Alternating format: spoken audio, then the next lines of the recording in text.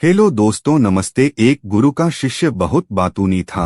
वह हर समय बातें करता रहता था, दिन भर इधर उधर की बातें करता रहता था और आश्रम के अन्य शिष्यों को सुनाता है। एक शिष्य को गालियां देता है, वह गपशप करता है और दूसरों के साथ अच्छा व्यवहार करने की कोशिश करता है। अपने मुंह से अपनी प्रशंसा करता रहता है और हमेशा अपने आप को गुरु के सामने सबसे बुद्धिमान और सिद्ध शिष्य साबित करने की कोशिश करता है। अपने को सभी शिष्यों से अलग और श्रेष्ठ मानते थे। उन्होंने कहा कि मैं एक अमीर परिवार का लड़का हूँ। अगर मैं चाहता तो एक आरामदायक और शानदार जीवन जी सकता था, लेकिन मैं वह सब छोड़कर यहाँ आया क्योंकि मुझे सच्चाई की तलाश है। मैं खुद को जानना चाहता हूँ, मैं जीवन को जानना चाहता हूँ, इसलिए मेरा यज्ञ सबसे बड़ा है। एक दिन के पुजारी ने सभी शिष्यों को आश्रम में बुलाया और कहा कि आप सभी को अगले 1 महीने तक कुछ संकल्प लेना है। इससे आपका संकल्प मजबूत होगा और आप में आत्मबल का संचार होगा। आप सभी अपनी क्षमता के अनुसार कोई भी संकल्प ले सकते हैं और 1 महीने के पहले आप में से जो कोई भी अपने संकल्प को भंग करता है वह अपनी पुरानी दिनचर्या में वापस चला जाता है। सभी शिष्यों ने अपनी शक्ति के अनुसार बड़े या छोटे संकल्प लिए और गुरु को अपना संकल्प बताकर वहां से चले गए। लेकिन बातूनी शिष्य अपने को सबसे अलग और बड़ा दिखाना चाहता था। तभी वह गुरु की झोंपड़ी में पहुंचा और बोला कि मुझे कोई छोटा संकल्प नहीं करना है, बल्कि अपने जैसा कोई बड़ा और महान संकल्प करना है। कृपया बताएं कि मैं कौन सा संकल्प लूं। उस बातूनी शिष्य की बात सुनकर गुरु मुस्कुरा दिए और कहा, क्या तुम मेरे द्वारा दिए गए संकल्प को पूरा कर पाओगे? क्या तुम्हारे लिए उसे पूरा करना संभव होगा? नहीं, यह तुम्हारे लिए संभव नहीं है। तुम इसे पूरा नहीं कर सकते तो अपना संकल्प खुद खोजो। शिष्य ने कहा, नहीं गुरु, मैं पूरा करूँगा। आप मुझे जो भी संकल्प दें, आप कृपया मुझे बताएं। शिक्षक ने कहा, ठीक है, फिर आप अगले महीने चुप रहेंगे, मुंह से एक शब्द भी नहीं निकलेगा। वह आपका संकल्प है। शिष्य ने कहा, गुरुजी, क्या यह संकल्प है? यह बहुत आसान है, केवल 1 महीने के लिए चुप रहना है। मुझे एक बड़ा संकल्प दे जो मेरे श्रेय के योग्य है, जिसे पूरा करने में मुझे परेशानी हो रही है। गुरु ने कहा, पहले आप इस संकल्प को पूरा करें। शिष्य ने गुरु की आज्ञा का पालन किया। वह उसी समय चुप हो गया और मुड़ा और झोंपड़ी से बाहर चला गया। उसे चुप रहना बहुत आसान लगा। उसने किसी तरह चुपचाप 1 दिन बिताया, लेकिन दूसरे दिन से उसके मन में न बोलने का बोझ बढ़ने लगा। तीसरे दिन उन्हें भारीपन महसूस होने लगा और चौथे दिन एक अजीब सी बेचैनी होने लगी। क्योंकि आश्रम के सभी शिष्य आपस में बात कर रहे थे, वह भी उनके सामने अपना पक्ष रखना चाहता था और उनकी बात बंद करना चाहता था, लेकिन उसका निश्चय उसके रास्ते में आ खड़ा हुआ। इसलिए वह सारा दिन केवल मुंह और आंखें ही बनाता रहा। ऐसे ही कुछ दिन और बीत गए और शिष्य बीमार पड़ गया।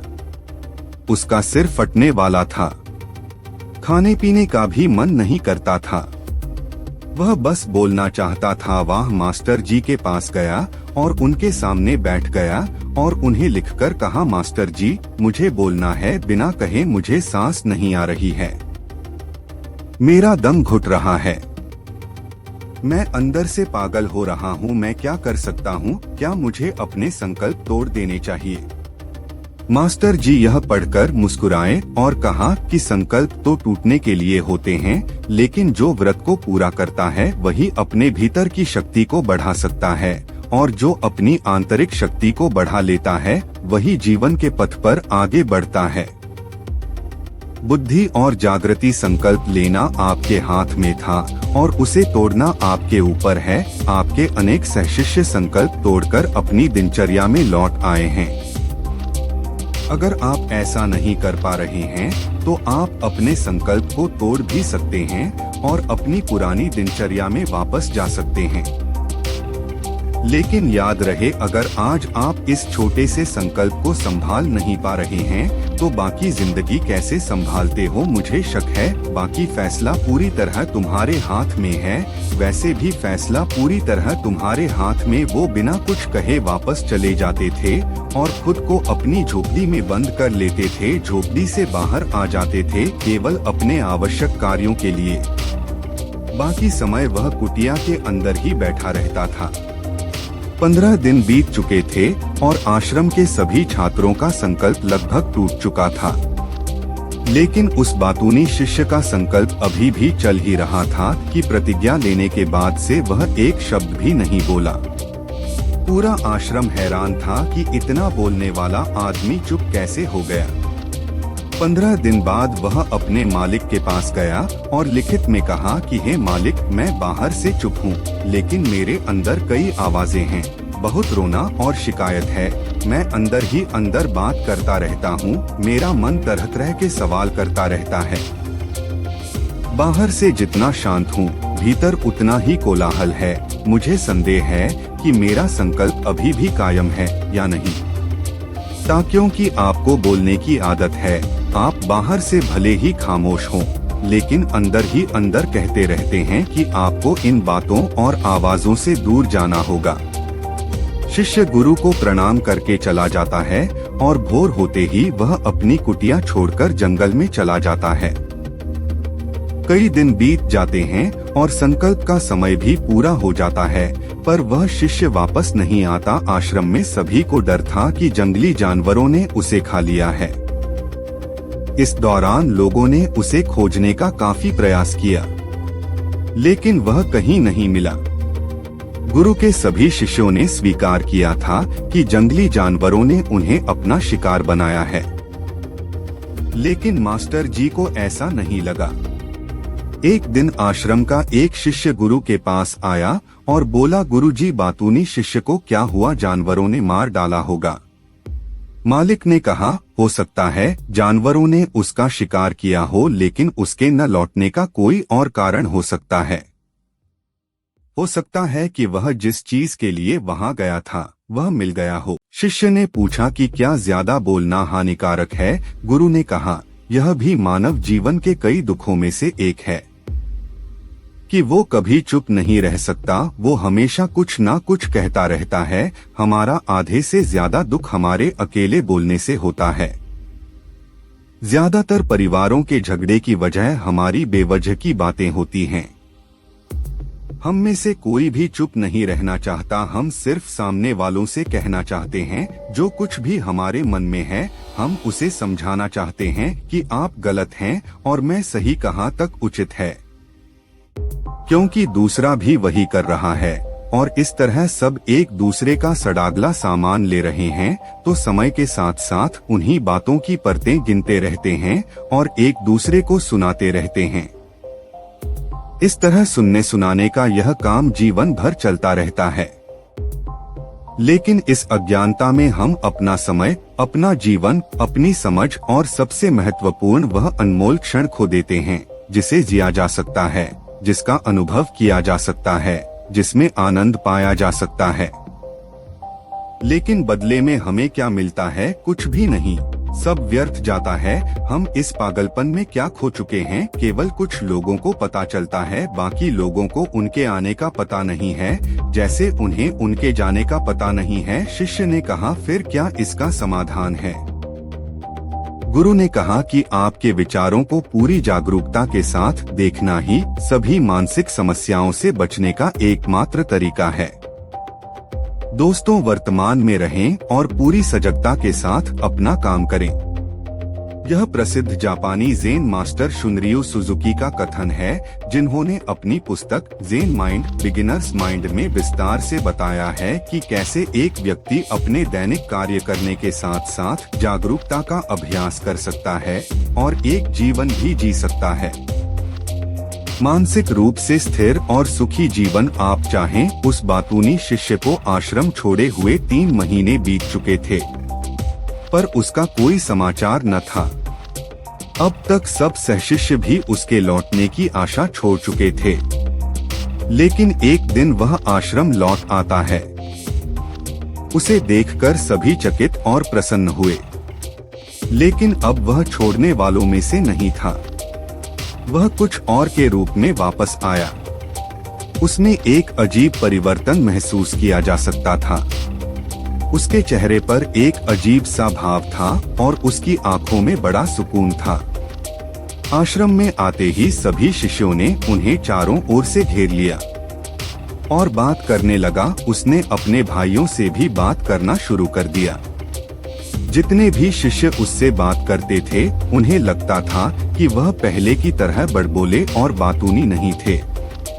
उनके मुख से निकला एक एक शब्द बड़े ही मधुर और ध्यान से निकला। कुछ देर दूसरे शिष्यों से बातें करने के बाद वह गुरु के पास गया। उसने गुरु के पैर छुए और कहा, गुरुजी, क्या मैं अब भी चुप हूँ? क्या मेरा संकल्प अभी भी जारी है? गुरु ने कुछ देर तक शिष्य की आंखों में गौर से देखा और कहा, हाँ, तुम अब भी चुप हो। आपके मुंह से एक भी शब्द नहीं निकल रहा है और आपका संकल्प अभी भी कायम है। रोक। इसलिए मैं और गहरे जंगल में चला गया। होमे पे कि मुझे वहाँ शांति मिलेगी और मेरे मन में चहकना कम हो जाएगा। लेकिन मैं जितना एकांत में गया, मेरे अंदर की आवाज तेज होती गई। मुझे अपने अंदर की पुरानी आवाजें सुनाई देने लगी। तब मुझे एहसास हुआ कि मैं कितना गलत था जब मैं बुरा कहता था अपने परिवार के सदस्यों, दोस्तों और सहशिष्यों को बातें। इसलिए उस समय मैंने सोचा कि मैं सही था। जब मैं गुरु भाइयों की चुगली करता था और उनका मजाक उड़ाता था, तब भी मुझे लगता था कि मैं उनसे बेहतर हूँ और मैं सही कर रहा है। लेकिन उस दिन मुझे पहली बार लगा कि मैं कितना गलत हूँ। बहुत देर तक ये आवाजें, ये शिकायतें मेरे अंदर चलती रहीं। लेकिन धीरे धीरे मेरे अंदर से ये सारी आवाज चली गई। अब मैं अंदर से भी खामोश हूँ। उस घने जंगल में बाहर से बोलने वाला कोई नहीं था और भीतर कोई आवाज नहीं बची थी। उस दिन पहली बार मुझे मौन का सही अर्थ समझ में आया। कितनी शांति थी मेरे आसपास। हालांकि अभी भी कुछ आवाजें थीं जो पहले आती थीं, लेकिन मैं उन्हें नहीं सुन सकता था। लेकिन अब मैं उन सभी आवाजों को स्पष्ट रूप से सुन सकता था, जो हवा की आवाज, पक्षियों के चहकने की आवाज, बहते पानी की आवाज, भौरों की गुनगुनाहट की आवाज मैंने पहली बार पूरे होश में सुनी। मैंने अपने आसपास इतनी शांति कभी महसूस नहीं की। आप पहली बार हैं जब मैंने शांति भंग करने के लिए अपने मुंह से एक शब्द निकाला है। मैं चिल्लाया हूँ, हे भगवान, यह किस प्रकार की शांति है? सब कुछ इतना शांत क्यों है? क्या हुआ? लेकिन मेरे चिल्लाने पर भी की शांति भंग नहीं हुई। सब कुछ वैसा ही है जैसा बाहर पहले भी सन्नाटा था और अंदर भी। हे मालिक, मैंने अपने गुरु भाइयों से बात की, मैंने आपसे बात की। मैं बोल रहा हूँ, मैं चल रहा हूँ, मैं सब कुछ देख रहा हूँ, लेकिन मैं अंदर से बिल्कुल अकेला हूँ। मैं चुप हूँ, भीड़ में भी हूँ, मैं अकेला हूँ और अंदर से अकेला हूँ। मैं तब भी अकेला हूँ जब मैं अपने आप में शोर मचाना चाहता हूँ। अब सब कुछ दिखाई देता है, सब कुछ सुना जाता है। गुरु ने कहा, जब तक बाहर बातें करते रहेंगे, भीतर अशांति होगी।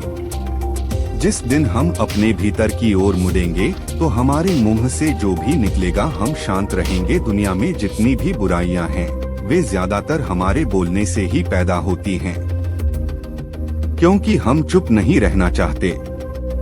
हम जरूरत से ज्यादा बात करते हैं। हम दूसरे व्यक्ति की बात नहीं सुनना चाहते हैं, बल्कि चाहते हैं कि वह बात करना बंद कर दे। हम उसे बताना चाहते हैं कि मैं कौन हूँ। हम उसे अपनी सारी क्षमताएं दिखाना चाहते हैं। बस यही हमारे जीवन का उद्देश्य रह जाता है। कभी एक दूसरे को सुनना नहीं चाहते, समझना नहीं चाहते। उन्होंने कभी चुप रहना नहीं सीखा, क्योंकि खामोश रहने से ही वो खुद को छोटा महसूस करते हैं। दुनिया के सारे युद्धों की वजह हमारी ही बोलती है, इसलिए हमें उतना ही बोलना चाहिए जितना जरूरी हो, क्योंकि बेकार की बातें करने से ऊर्जा बर्बाद होती है और बोलने से हम कभी अंदर की ओर नहीं मुड़ते, क्योंकि वो हमें बाहर की ओर खींचती रहती है। और क्या क्या इस दुनिया के अलावा कोई बाहर है? लेकिन अगर हम अपने भीतर की दुनिया की ओर मुड़ना चाहते हैं, तो इस मुंह को बंद रखना चाहिए। इसलिए जो सभी प्रबुद्ध हो गए हैं, एकांत की ओर भागा ताकि उन्हें ज्यादा न बोलना पड़े न ज्यादा सुनना पड़े। वे अकेले रहें और शांत रहें ताकि वे आसानी से भीतर की यात्रा कर सकें। लेकिन कोई चाहे तो इस दुनिया में रहकर भी एकांत में रह सकता है, शांत रह सकते हैं, लेकिन इसके लिए उन्होंने अपनी ऊर्जा बचाई होगी जिसे वे व्यर्थ की बातों में बर्बाद कर रहे थे। दोस्तों, इस कहानी की सीख यह है कि व्यर्थ बोलने से आपकी ऊर्जा नष्ट होती है और ऐसा कहना हमें वापस भीतर नहीं जाने देता, क्योंकि यह हमें बाहर की ओर झुकाए रखता है और जो अपने भीतर यात्रा करना चाहते हैं उन्हें अपना मुंह बंद रखना चाहिए। मुझे आशा है कि आपको यह कहानी पसंद आएगी और आपको बहुत कुछ सीखने को मिला होगा। धन्यवाद।